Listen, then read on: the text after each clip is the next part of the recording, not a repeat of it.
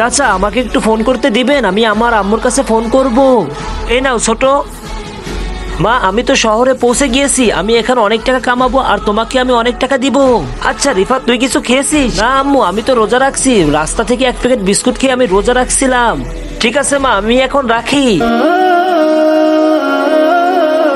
আরে তোর দ্বারা তো কাজ হচ্ছে না, মনে হয় আরেকজন লোক রাখতে হবে। মহাজন আমি এটা করে নিব। না না আমাকে অন্য একজন লোক ঠিক করতে হবে। ভাই আমি সেই গ্রাম থেকে এসেছি, আমাকে কি কোনো কাজ দেওয়া যায়? হ্যাঁ আমি একটা লোক খুঁজতেছি, কিন্তু ভালোভাবে কাজ করতে হবে, ফাঁকি দেওয়া যাবে না বুঝছো? হ্যাঁ ভাই আমি ফাঁকি দেবো না, ইমানদারের সাথে কাজ করব। ঠিক আছে এর সাথে সাথে কাজে লাগিয়ে যাও।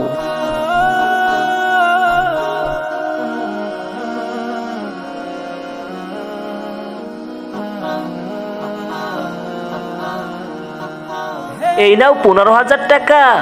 অনেক অনেক শুক্রিয়া ভাইয়া। হ্যালো মা আমি তো গ্রামে আসতেছি আজকে। কি সত্যি?